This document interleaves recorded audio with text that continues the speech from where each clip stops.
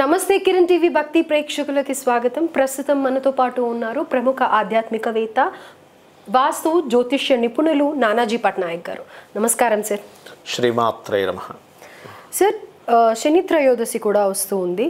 అయితే శనీశ్వరుడికి కానీ ఈశ్వరుడికి కానీ లక్ష్మీదేవికి కానీ శంకు పూలు అని ఇంట్లో మామూలుగా అలా పెరుగుతూ ఉంటుంది కదా, ఇవి చాలా ప్రీతి అని అంటూ ఉంటారు.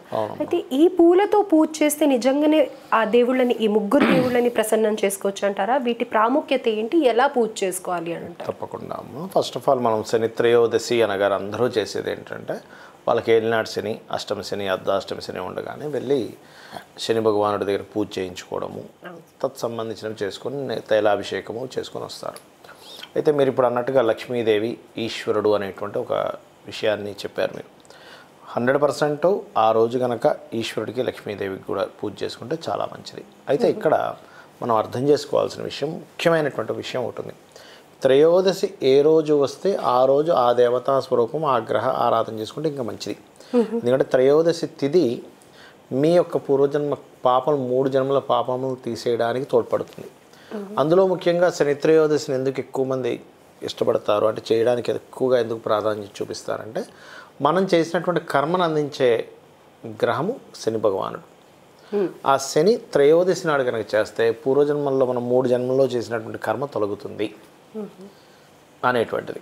అయితే ఇక్కడ కొన్ని నియమాలు పాటించాలి శని త్రయోదశి నాడు, అప్పుడే మీకు ఆ కర్మ తొలగుతుంది. ఊరికే ఏదో వెళ్ళిపోయి గబగబా వెళ్ళిపోయి ఏమంటే నీళ్ళు పోసేసాము వచ్చేసాము అంటే, నూనె వేసేసాము నువ్వులు అంటే కాదు, కుదరదు, అట్లా రాదు. ఎలా అంటే అమ్మా, చిన్న ఎగ్జాంపుల్ చెప్తాను చూడండి.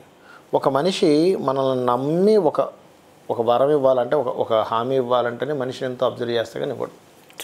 అలాంటిది మీరు పూర్వజన్మలో చేసిన కర్మ మొత్తం తొలగించేసి మీకు ఒక అనుగ్రహం ఇవ్వాలంటే దేవతా స్వరూపం దగ్గర మీరు ఎలా ఉండాలి, కొన్ని నియమాలు పాటించాలి. ఇప్పుడు మీరు ఉన్నారమ్మా, ఒక అప్పు ఇవ్వాలి ఒక వ్యక్తికి. ఒక అమ్మాయి ఎవరో మీకు ఫ్రెండ్ అయ్యారు, వచ్చిన ఫస్ట్ డే నాకు అప్పు ఇచ్చేసేయండి ప్రియాంక గారు, ప్రియాంక కదా మీ పేరు, ప్రియాంక గారు నాకు ఒక 10,000 అప్పు కావాలంటే ఇస్తారా మీరు? ఆ అమ్మాయి మంచితనము, ఆ అమ్మాయి ఇంకోళ్ళు హెల్పింగ్ చేసే నేచరు, మానసికంగా మంచిది, మనిషి మాట మీద కట్టుబడి ఉంటుందని కొన్ని లక్షణాలు చూశాక 10,000 కావాలంటే మీ దగ్గర ఆ మంచితనాన్ని చూసి మీ దగ్గర లేకపోయినా ఇంకో దగ్గర తీసుకొచ్చానే ఇస్తారు. డెఫినెట్గా అవును. అంతేగాని ఆ అమ్మాయి అంతా ఏదో ఒక మాట మాట్లాడుతుంది, ఇంకోటి ఏదో చేస్తుంది అన్నప్పుడు మీరు ఇస్తారా? అసలు రూపాయి కూడా ఇవ్వరు. మీరు కాదు, ఎవరు ఇవ్వరు. ఈ భూమి మీద ఎవరు కూడా అవతల మనిషి కరెక్ట్ కాదన్నప్పుడు ఇవ్వరు. అలాంటప్పుడు మనం ఎలా ఉండాలి దేవుడి పట్ల? మన దేవుడికి అన్నీ తెలుసు, మీరు చెప్పినా చెప్పకపోయినా ఆయనకు అన్నీ తెలుసు.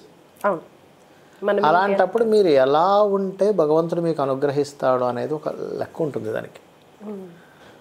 పూర్వజన్మ కర్మ బట్టి మనం అనుభవిస్తున్నాము, అనుభవిస్తున్న దాన్ని ఇప్పుడు భగవంతుడి దగ్గరికి వెళ్ళి, శనీశ్వరుడి దగ్గరికి వెళ్ళి వేడుకుంటున్నాం. స్వామి, నేను ఏదో పూర్వజన్మలో ఏదో కర్మ చేశాను, అందుకు నీ పని ఏంటంటే, నీ డ్యూటీ ఏంటంటే కర్మను అందించడమే. కాబట్టి నాకున్నటువంటి పుణ్యకర్మలు కూడా నాకు అందించు స్వామి, పాపకర్మలు కాస్త తగ్గించు స్వామి అని దండం పెట్టుకోవాలి. చాలామంది చేసేది ఏంటంటే, శని త్రయోదశి వచ్చింది, ఉదయం గబగబా నిద్ర లేచామా, వెళ్ళామా, నూనె తీసుకెళ్ళి పోసేసామా, వచ్చేసామా, నాకు పోయింది అనుకోవాలి. అలా అనుకుంటారు. అలా కాదు, వెళ్ళాము, శని భగవానుడు కర్మను అందించే కారకుడు అని అనుకొని శ్రద్ధగా భక్తిగా చేసుకొని, దాని తర్వాత శివాలయంలో శివుడు మీరు ఇందాక అన్నారు, శివుని యొక్క స్తోత్రాలు, లక్ష్మీ అమ్మవారి యొక్క స్తోత్రాలు చదువుకుంటే ఏమవుతుందంటే అప్పుడు వారికి ఆ విముక్తి అనేటువంటి తగ్గుతుంది. అంటే ఎక్కడా కర్మ తొలగిపోవడం జరగదు, కర్మను అనుభవించే శక్తి మీకు వస్తుంది. ఓకే. కొంతమంది ఇలాంటి స్టేజ్లోనే డిప్రెస్ అయిపోవడం కానీ, సూసైడ్ల వరకు వెళ్ళిపోవడం కానీ, దిక్కుతోచిన స్థితిలో ఉంటూ ఉంటారు. కాబట్టి శివుడికి కూడా చేయడం వల్ల అలాంటి సమస్యల్ని ఎదుర్కోగలే శక్తి వస్తుంది. Yeah, exactly. ఎందుకంటే శివుని ఆరాధన అనేటువంటిది ఏం చేస్తుందంటే మనిషికి, ఇప్పుడు దేనివల్ల మనకు భయము, డిప్రెషన్ వస్తుంది అంటే ఏదో అయిపోద్దనే కదా. ఏదో అయిపోతుందని ఎప్పుడు కలుగుతుంది? నాకు ఇది కావాలనే ఒక భయం, బలమైనటువంటి దీనివల్లే కదా ఏదో అయిపోతుందని భయం. ఫస్ట్ ఆఫ్ ఆల్ ఏమవుతుందంటే మీ మైండ్ ఫ్రీ అయిపోతుంది.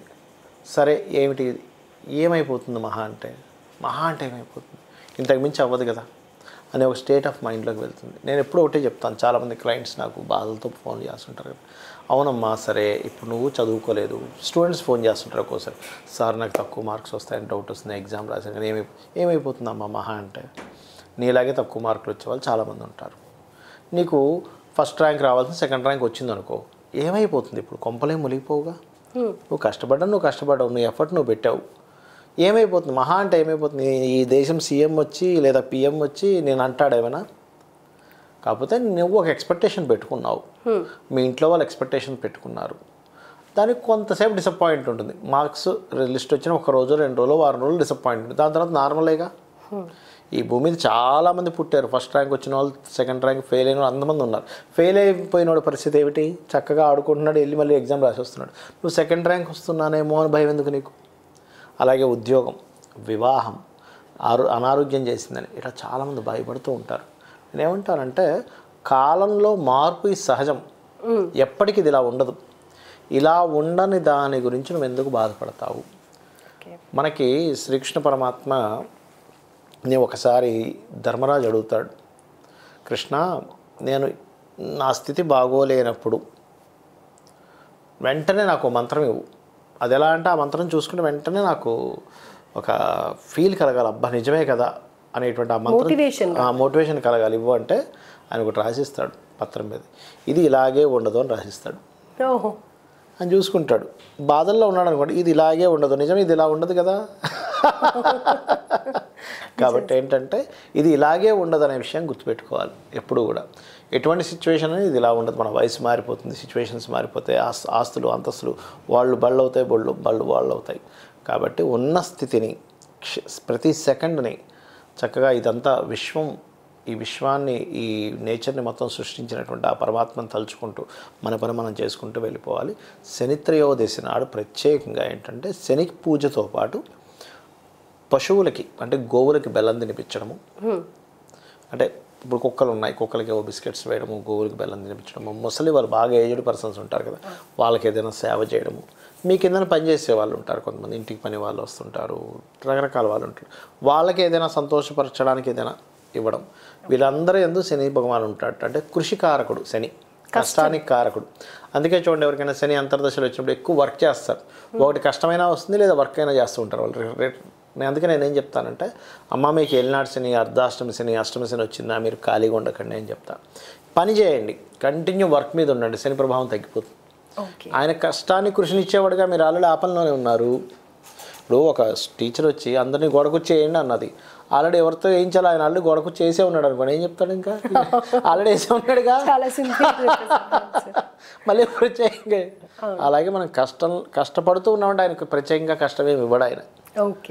సుఖంగా నిద్రపోతున్నాం అనుకోండి కష్టాన్ని ఇస్తాడు. అరే కర్మ అనుభవించాల్సిన శుభ్రంగా నిద్రపోతాడా అని ఒక క్రియేట్ అవుతుంది అక్కడ. కాబట్టి అట్లా చేసుకోండి, అన్ని విధాలు బాగుంటుంది. Right sir. సో సింపుల్గా ఎక్కువ కష్టం పడకుండా సింపుల్గా మనం అంటూ ఒక నియమాలు పాటిస్తే డెఫినెట్గా ఆ దేవుడు యొక్క అనుగ్రహం ఉంటుంది అన్నమాట. ధర్మో ధర్మతి రక్షిత అంటే మీ ధర్మం మీరు చేస్తూ ఉంటే ఆ ధర్మమే మనల్ని రక్షిస్తుంది. అంటే ఇక్కడ స్పిరిచువల్ వేలో చెప్పారు, మోటివేషన్ వేలో కూడా చెప్పారు అనమాట. అందరికీ వర్తిస్తుంది ఇది, చిన్న పెద్ద లేకపోతే ఈ ఏలాంటి శని ఈ ప్రభావాలతో బాధపడే వాళ్ళకి కాకుండా ప్రతి ఒక్కళ్ళకి 2 విధాలా చెప్పారు మీరు. Right sir, thank you so much sir. శ్రీమాత్రే నమః.